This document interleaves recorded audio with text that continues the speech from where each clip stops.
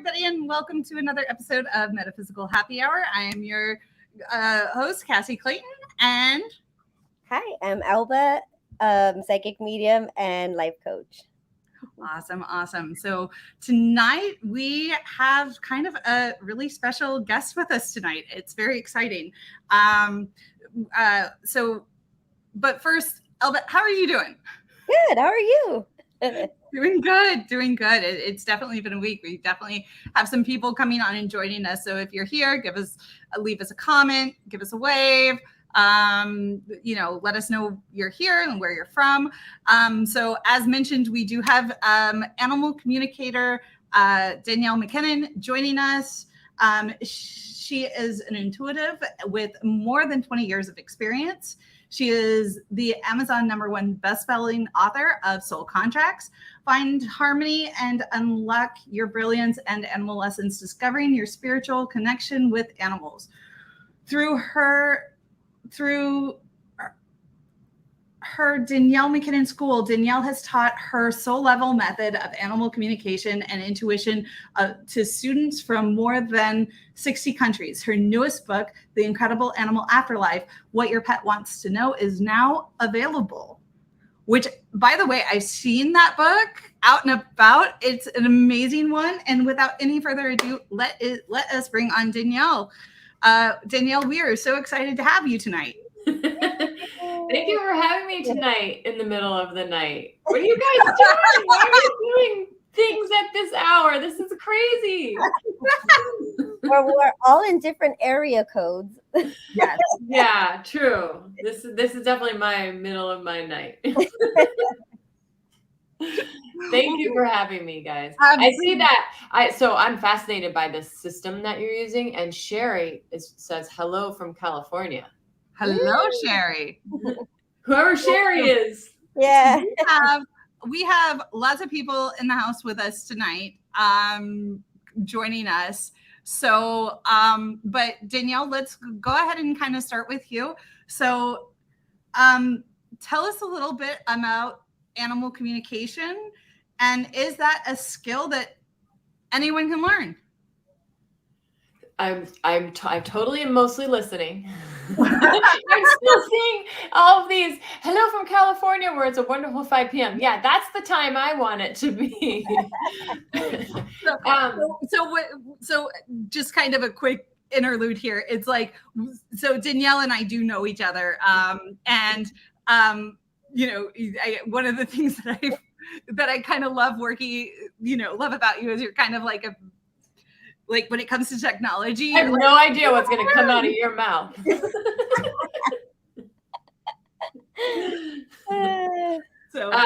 Anyway.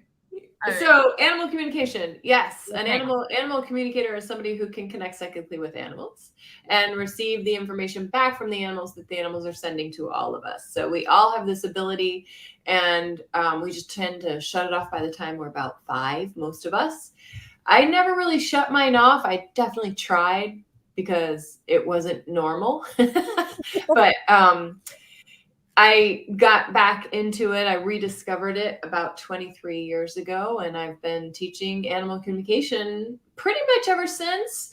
And the reason I can teach it is because everybody can do it.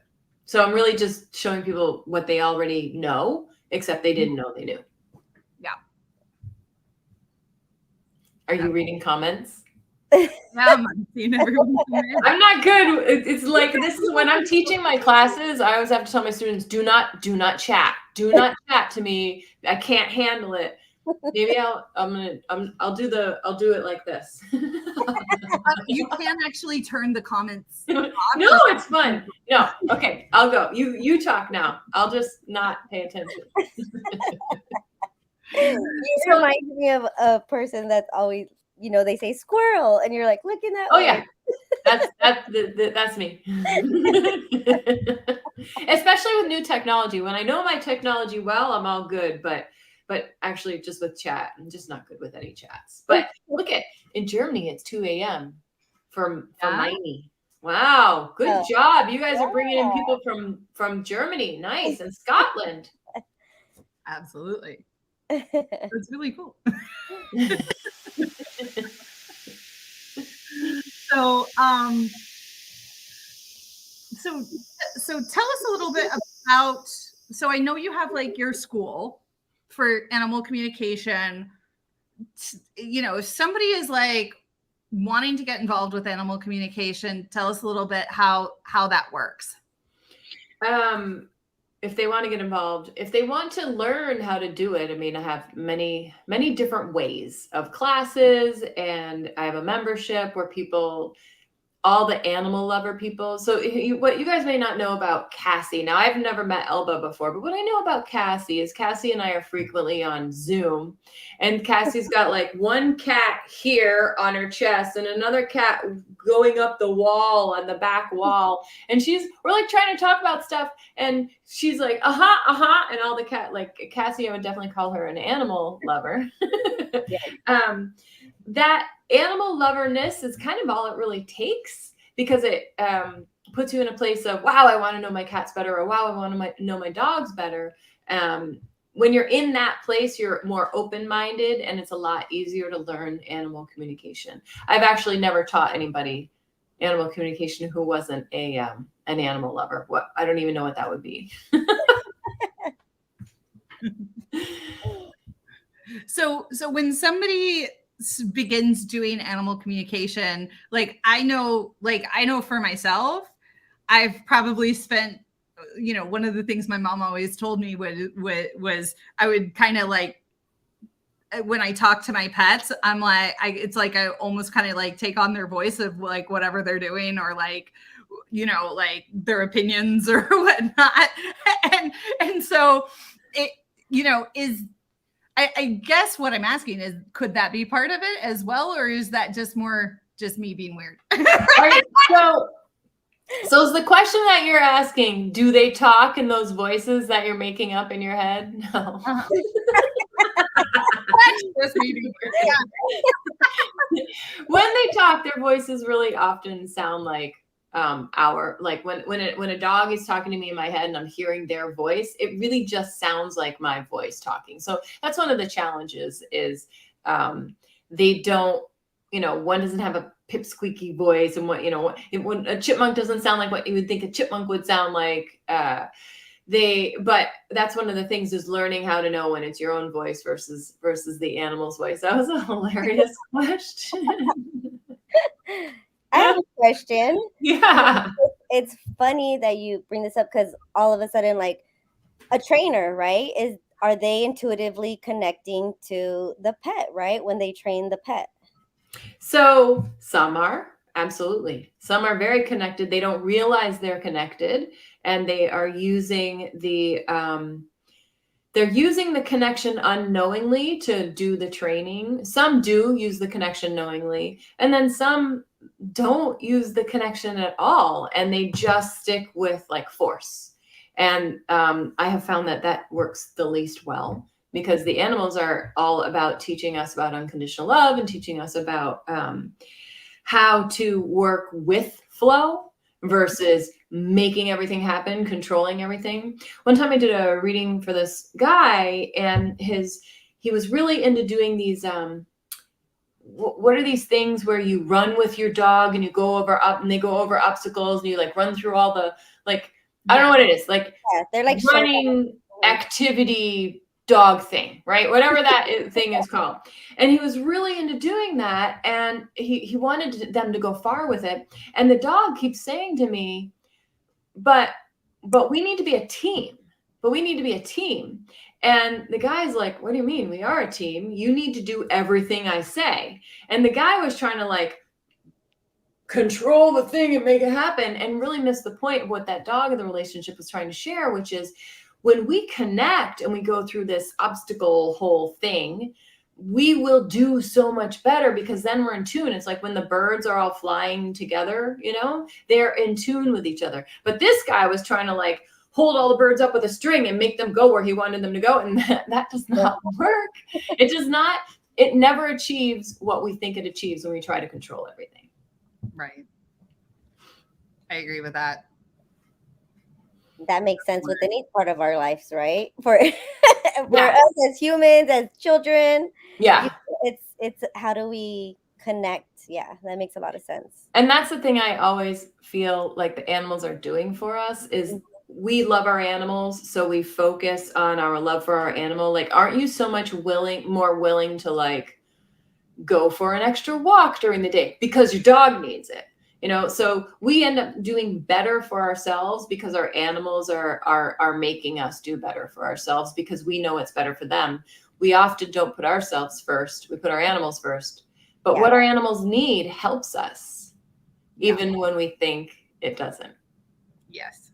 Yeah, that makes a lot of sense. I've been actually keeping one of my dogs. I have 3 of them, but you know, we have a back patio and they stay back there. But it's like I know they're feeling neglected and they're, and I'm not taking them for walks. So I'm training one in the front and she's actually been helping me go for walks. But what I'm struggling with right now is with her pulling me and leading me. But I also understand is that there was a lot of energy that was stored in her. So I'm trying to just be patient with her. But how would you What's say her name? the best way? Her name's Lila, and she's a dog.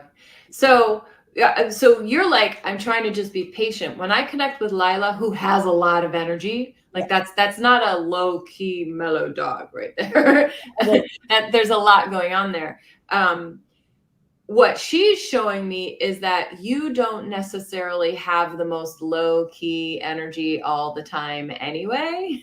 And so when you kind of are with her, you're like, we got to go do this thing. Let's get this done. Here we go. You're not approaching it in this calm way. The calmer you are, the more she can feel that.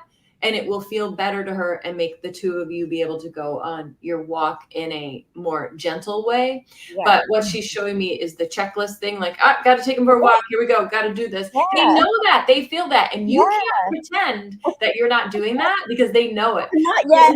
It's funny because that's what I've been trying to talk to myself about it. Like, okay, so that's my routine, right? I get up, I shower, I take her for a walk, I come back, get my son up, meditate with him. And then, so it's like this routine, but how do I slow that down? Do I sit with her for a little while outside before we go for a walk? I actually, what pinged for me in that routine was actually the meditation. It feels like the meditation is another check mark thing, but you're not doing it and actually feeling like, whew, okay, I feel calm. It feels like you're checking it off as I did my meditation. I'm a good person. Here I go. And I can keep going with my day. And the animals, when I'm teaching people animal communication, the animals help people do this by helping people realize that you can't really schedule a lot of that stuff in this regimented way. And I totally understand loving routine because I love routine. Yeah. But it works better for our animals and for us if we instead are watching ourselves, feeling ourselves, and then noticing when, hey, this would actually be a great moment for me to take 3 minutes, maybe in the bathroom or wherever, do a shorter meditation, do something to bring myself to a calmer place, and then go back out into it. So many people, when they learn that their animals want them to be calm, they want to schedule it in, but it's taking away from the like responsibility we have to ourselves to notice how we're doing and not push through our natural reactions, right? We're taught to push through. Whoa, just ignore that and just keep going because everybody else keeps going. So for you, what pinged for me is looking at, do I need to do that meditation every morning that way? Or is there going to be a different time during the day when I need to do it? Or is it like really kind of noticing, is it working for you? Do you need it at this time or that time? Yeah. Bringing more awareness. Get it. Yeah. Absolutely. Thank you. We do have one question in the chat. Or I guess there are a lot of comments and questions in the chat. There's a lot of questions in there. But one that does did kind of stick out to me is, do you find that some species are easier to work with than others? Or is it just kind of like any animal I can connect to and it's easy? Or tell us your thoughts. So an animal communicator, or I'll just speak for myself and the people I train, I can connect to any animal. It can be dog, cat, horse, pig, farm animal, wild animal, bird, insect, fish, you know, and I have connected to like bacteria as well. I don't find any one harder than the other. It's just that they're different. So, for example, bees will, and certain groups of certain types of insects will talk as a group versus an individual. So I'm not connecting to Larry the bee. Usually, I'm connecting to that whole community of bees. So that's kind of a neat thing that happens, and it's almost like in my head, it's a lot of voices at once that sound like one. But then the other thing would be, I don't mind connecting to any of them at all, but I love connecting to animals that I know nothing about.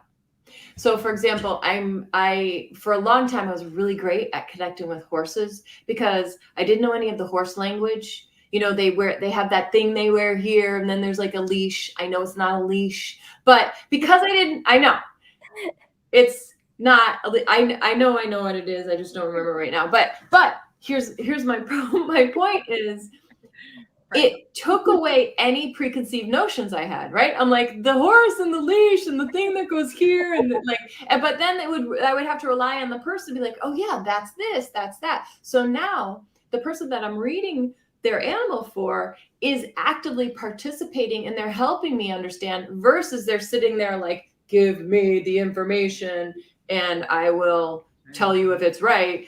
I want them to be actively involved. I want to know the least amount I can. Right.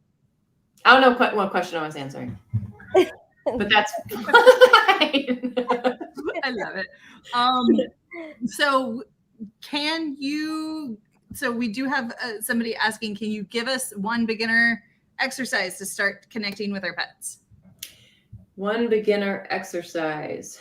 I mean, there's a lot. There's many. And I have like many on my YouTube and many on my TikTok. But the first thing there's two things I would say. One is, if we go back to what we were talking about with Elba, about kind of doing meditation or managing your energy. It is really hard to connect with an animal when we are not in a calm place. If I'm in a place where I'm feeling indecisive, upset, worried, scared, chaotic, it is not the time to do it. But interestingly, that's the time that most of us want to do it.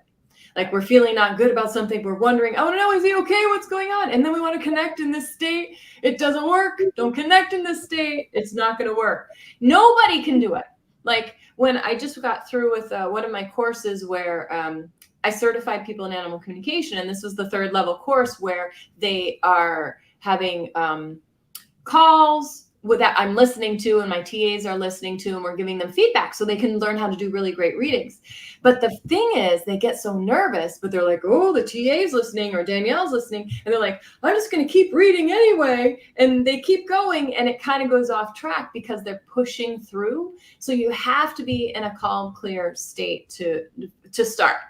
So it can't be in a time of turmoil. And then the next thing that I would suggest is imagination.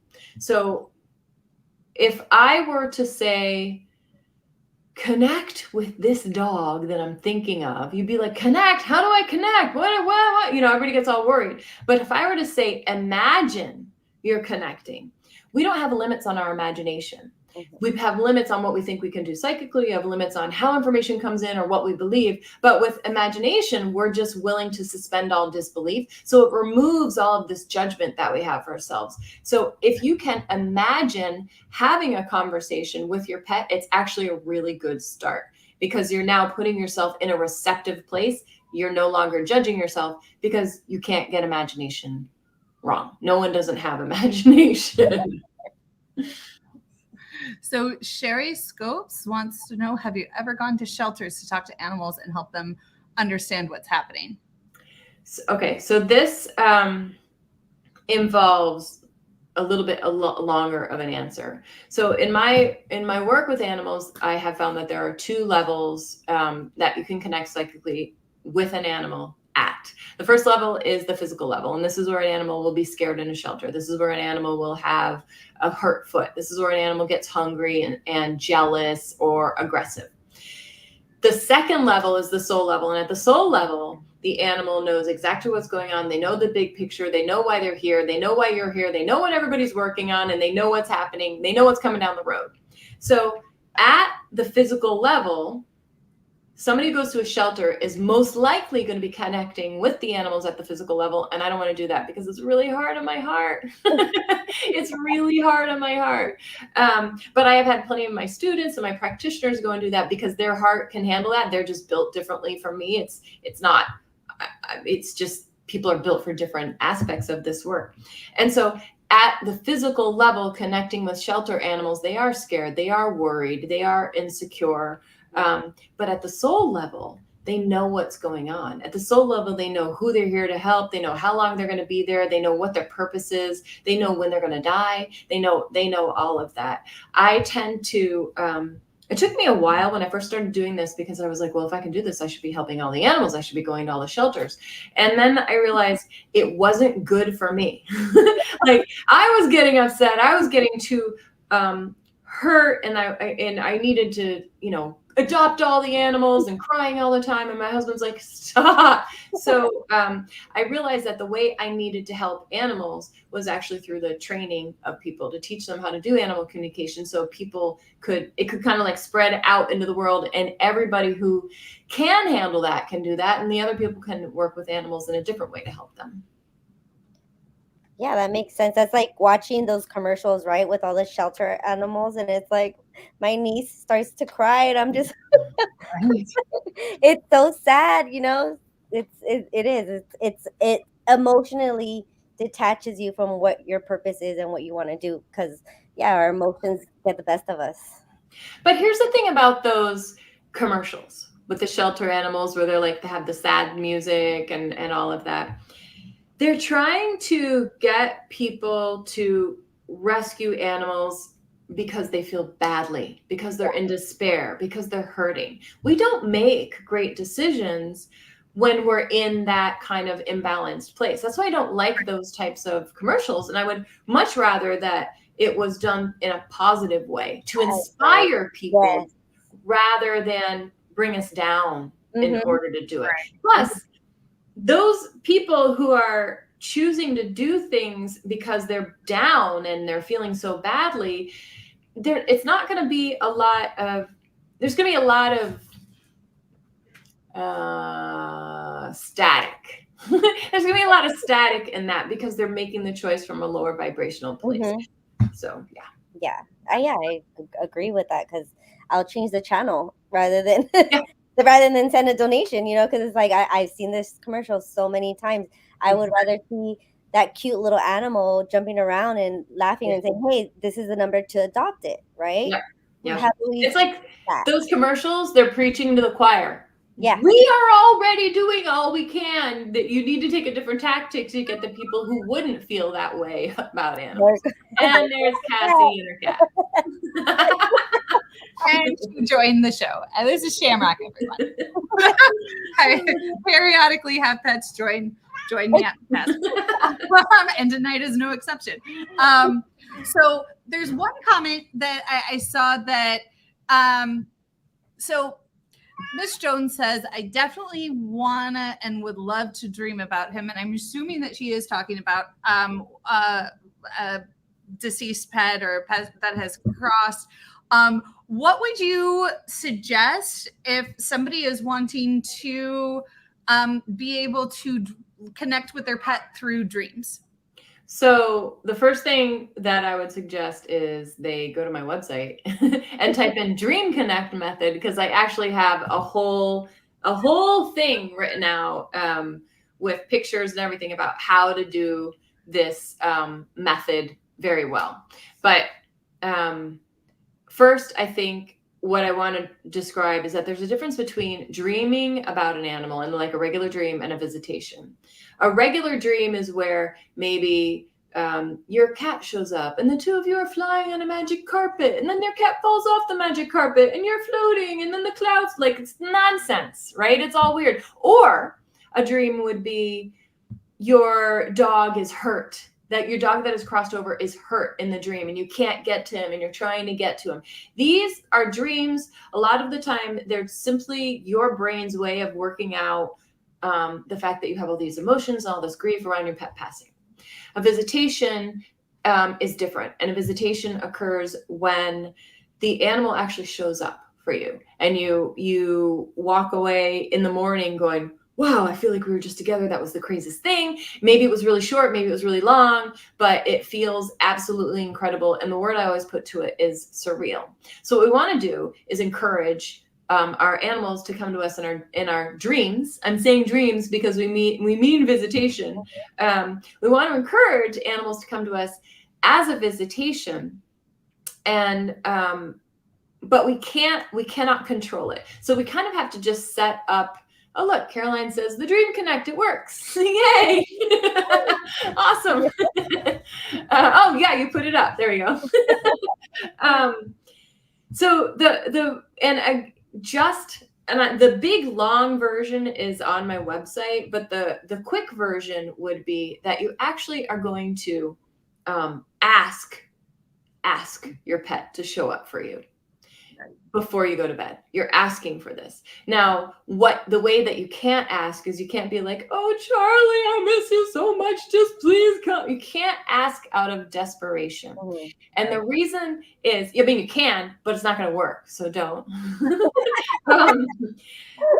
And here's why. When we are in desperation, our vibration is lower. It's harder for the animals when they've crossed over. Their vibration's higher than ours already, and then they cross over and it's even higher. So it's harder for them to show up for us. So we need to be in a calm place. It goes back to what we were talking about before with managing our energy, being calm, being in the zone.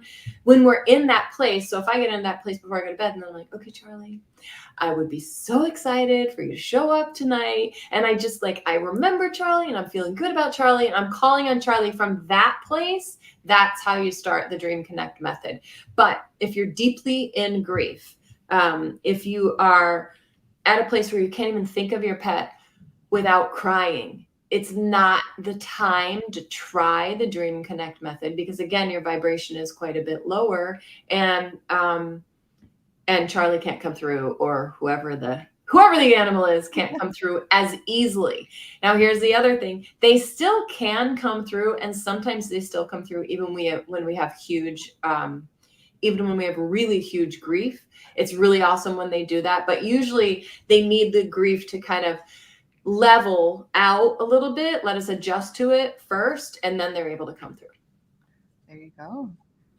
Very cool. So I actually have a question on that because I've had dreams before and it's specifically with one of my cats, which you rarely see on the screen, but where he's kind of shown up in the form of kind of like a guide to certain things or whatever is going on and things like that. So I know we kind of went where we were talking about dreams and connecting to our pets in a format where they have crossed over. But to connect with your pet animals who are living in your dreams, tell us a little bit about that. You could really do it the same way.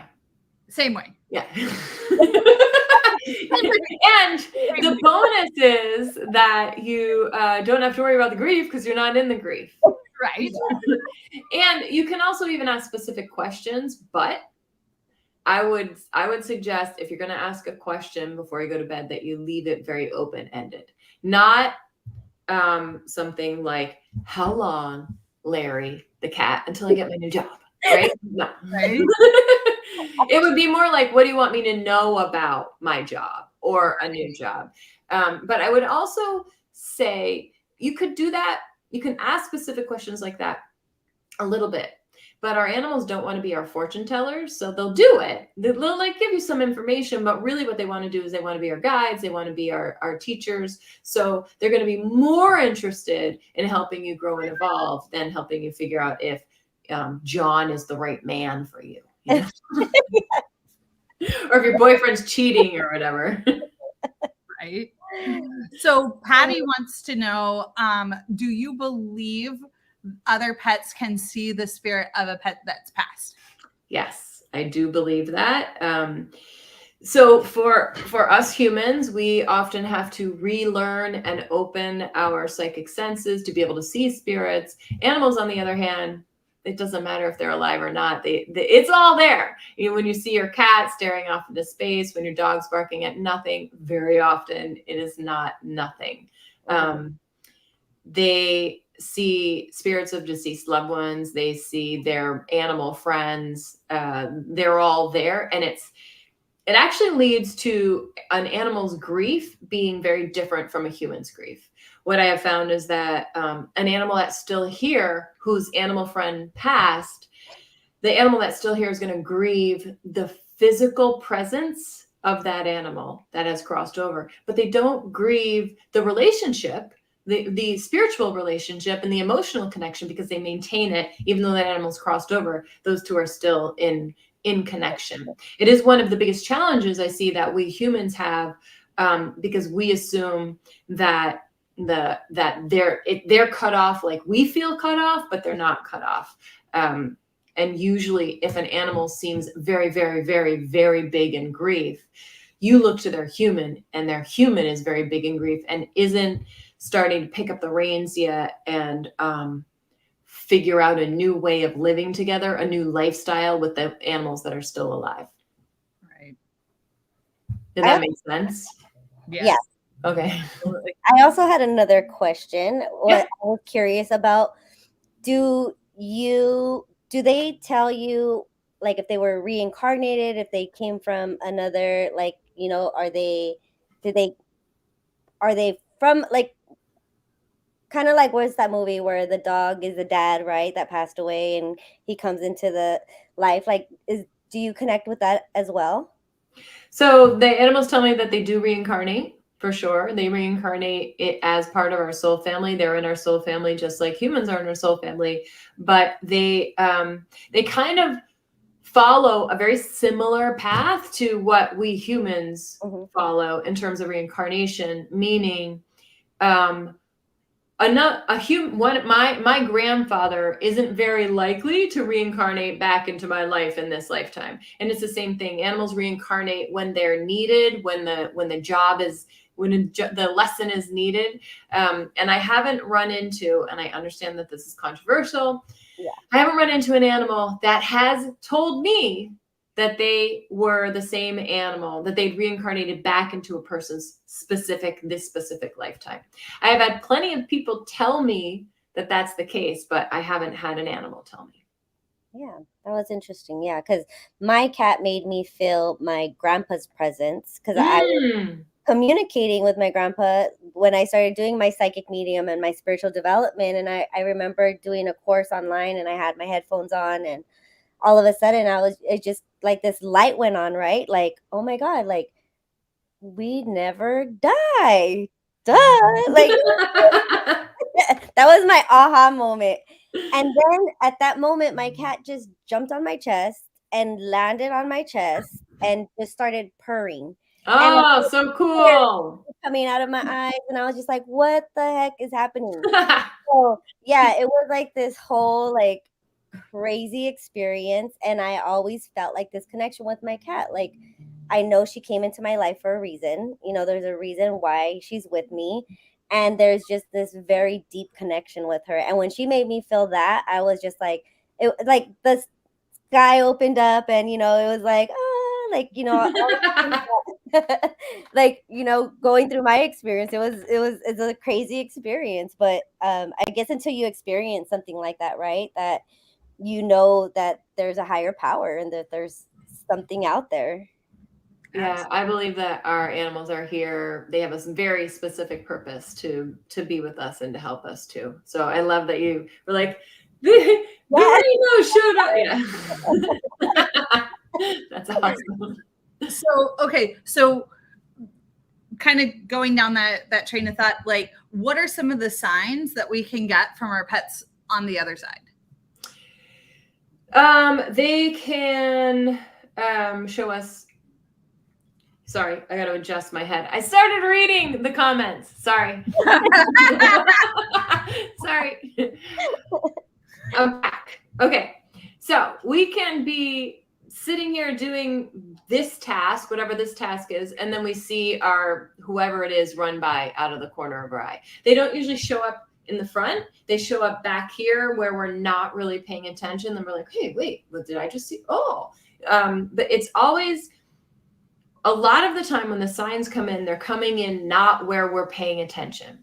So I could be watching a video on my computer and then I hear my dog bark, but I'm not trying to hear my dog bark. I'm actually focusing here. And since my attention is here, I'm not attached here. So they can show up as these little visuals. They can show up as sounds. You can also hear, sometimes they'll give sounds that only you associate with them, like the specific sniff that the cat did or whatever. I heard the sniff, and it's not a common sound.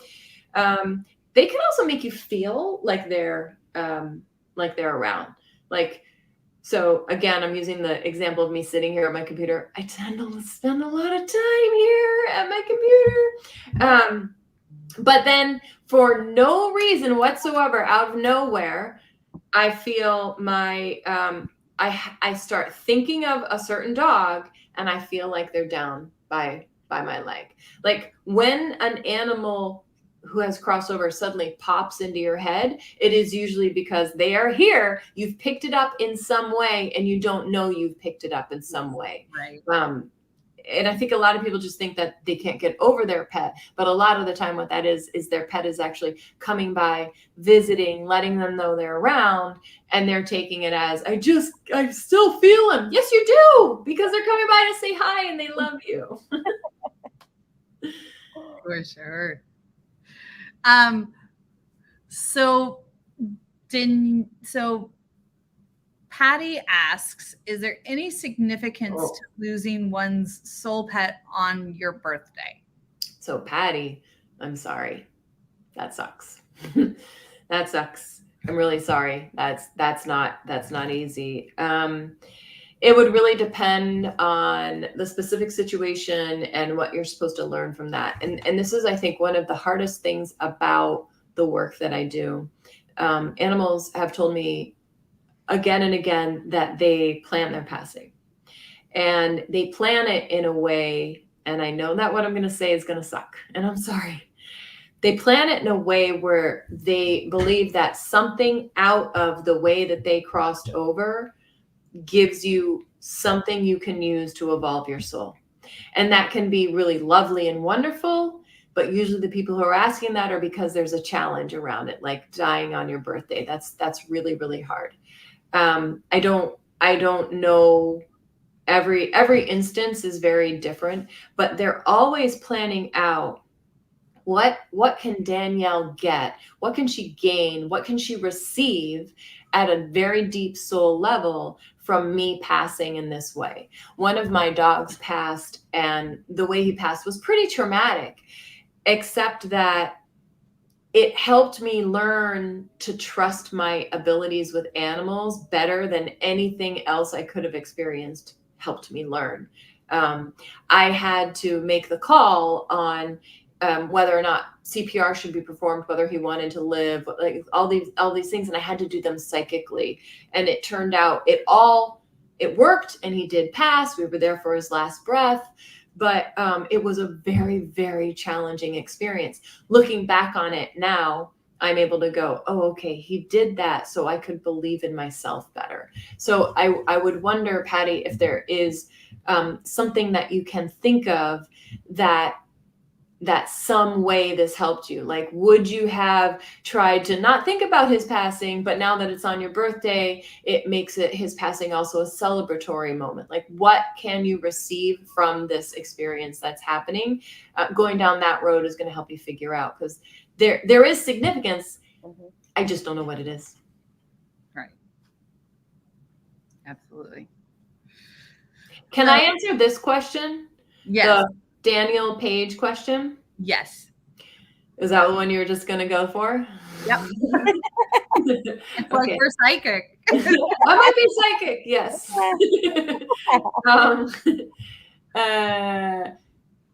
Does my grief make my baby that has crossed over sad or distressed? No. Your grief doesn't have a detrimental effect on your pet that's passed over, your pet knows your grief. You can't hide your pet. You can't hide your grief from your pet. You can't pretend you're okay when you're not. You can't put on a happy face and your pet's not going to know it. Your grief is your grief, and you have to go through your grief however you're going to go through your grief. However, if you can accept that your pet knows about your grief and wants to be there for you, you can actually ask your pet to be around sometimes. You can ask your pet to show you a sign.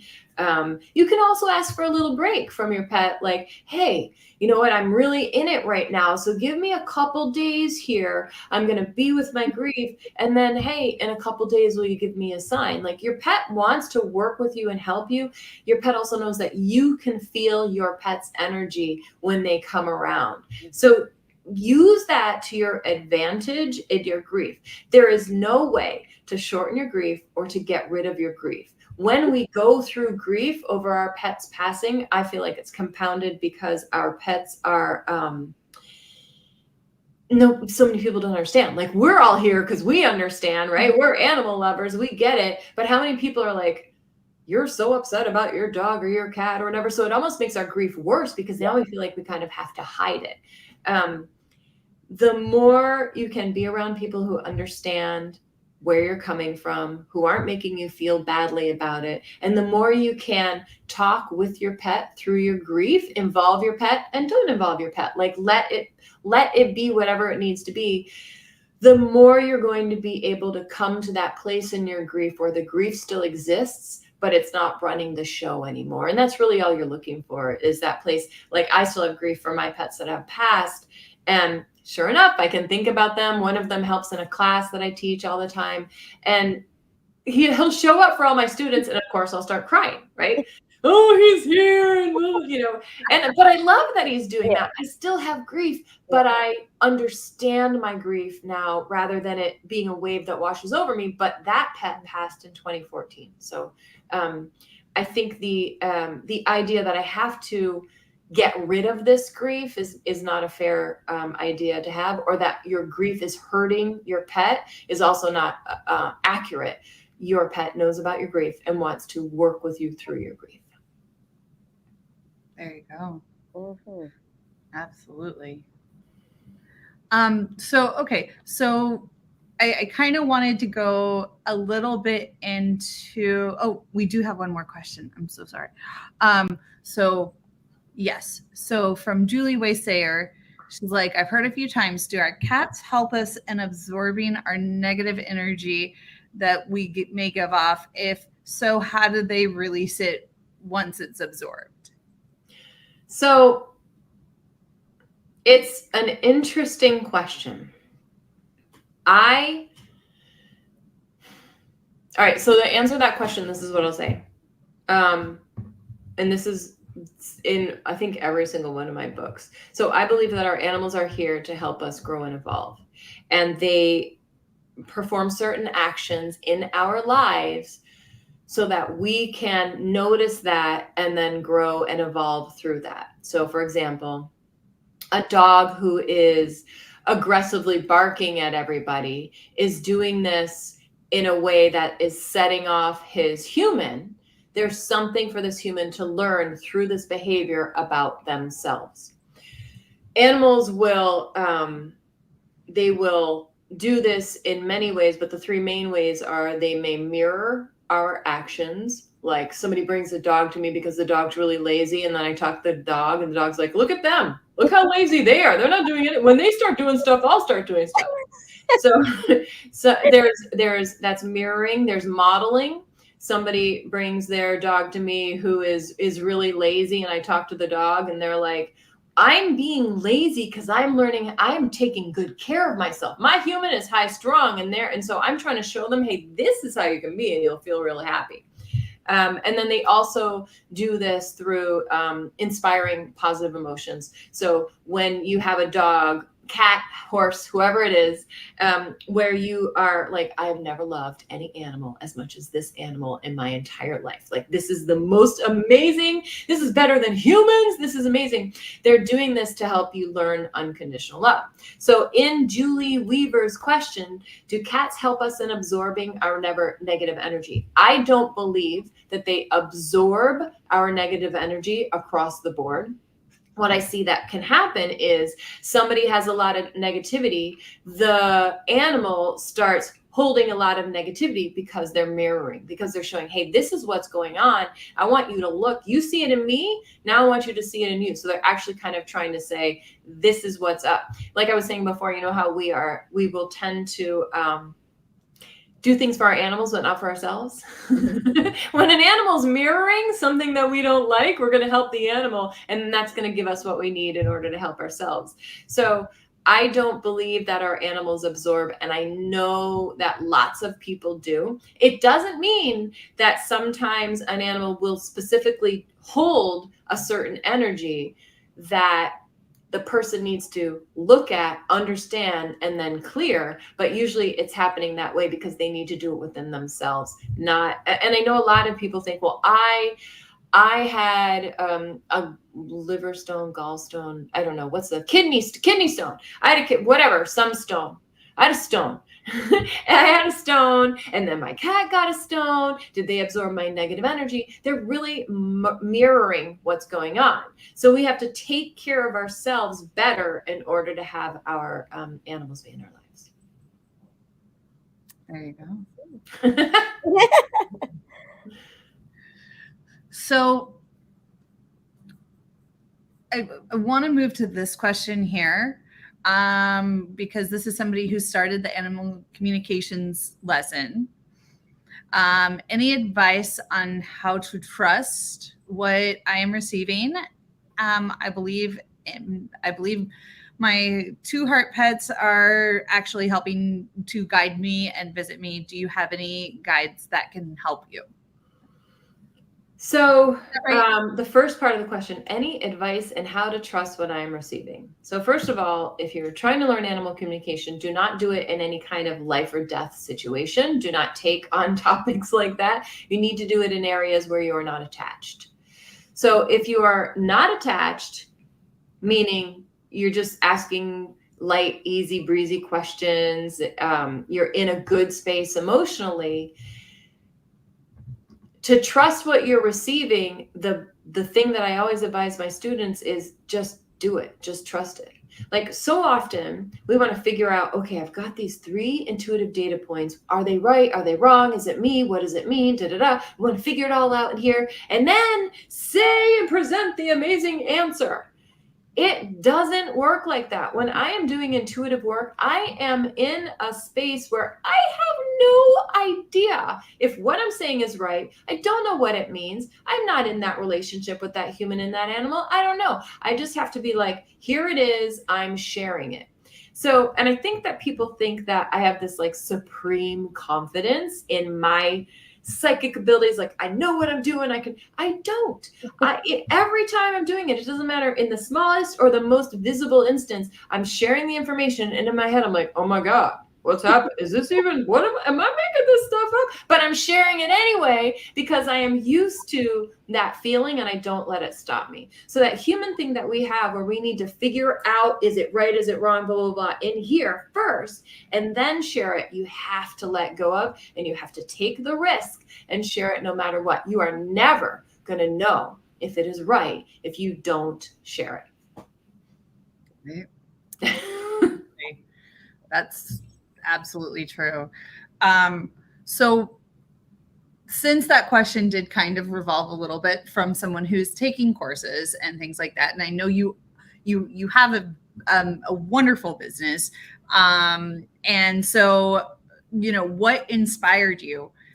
What was your inspiration behind creating that animal communication business? What was my inspiration? It was just the animals. It was just like it was just the animals, just them.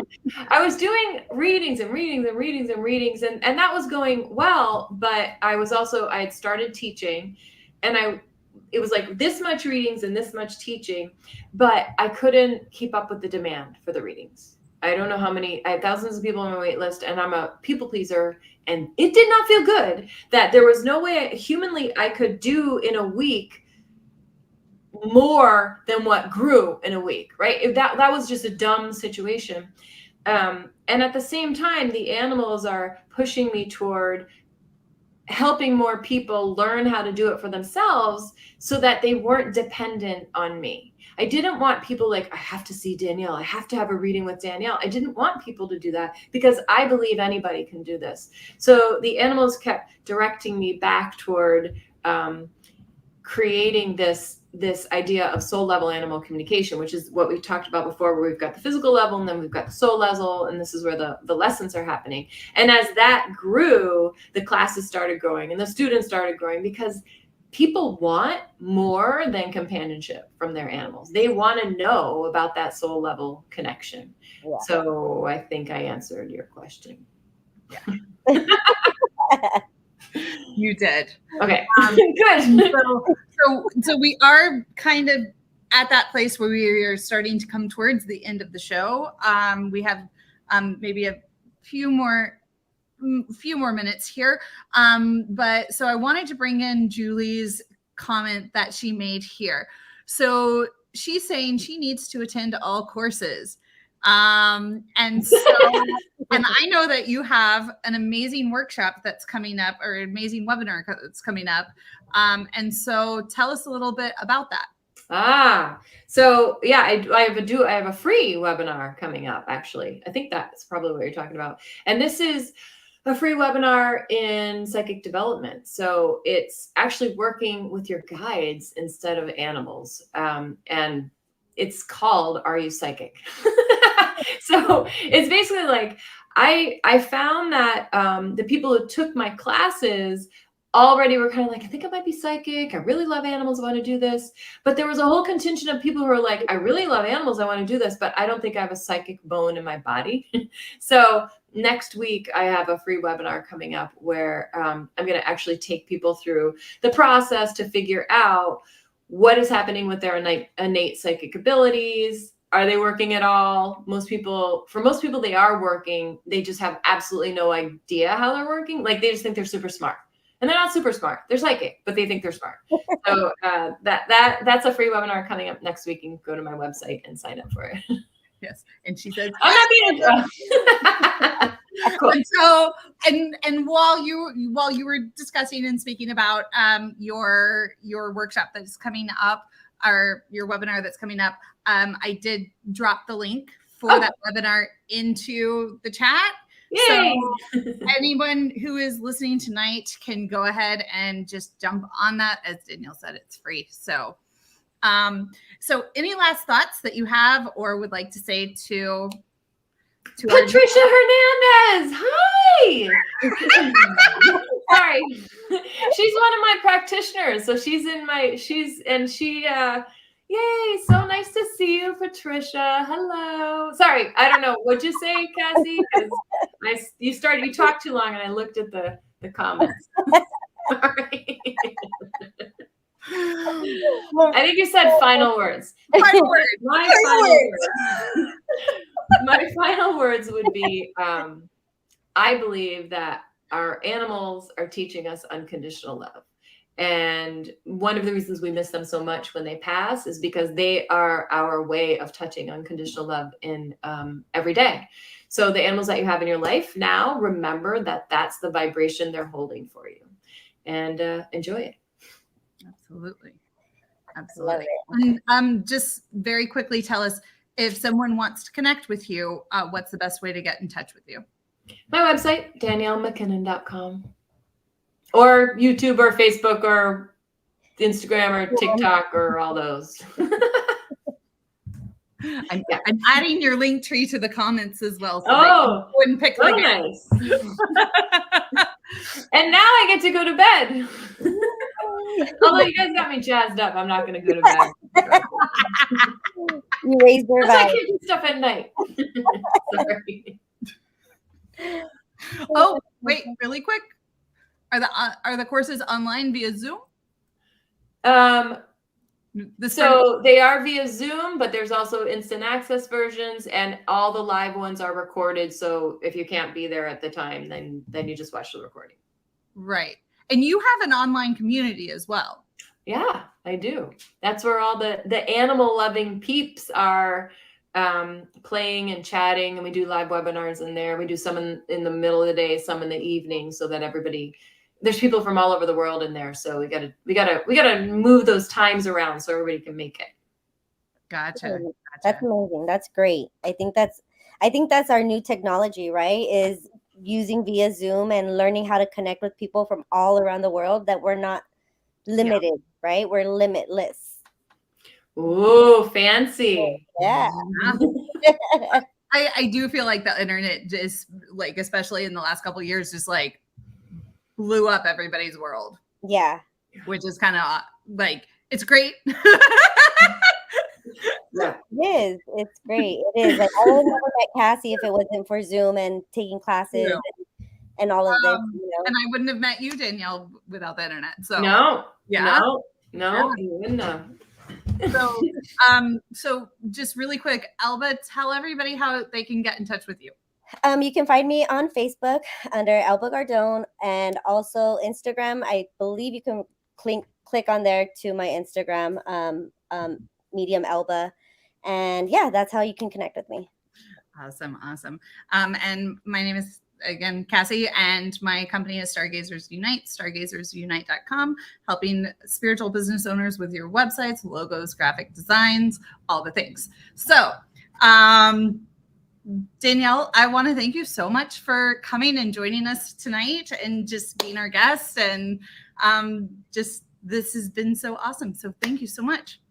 Thank you for having me. Thank you. Bye, guys. Bye.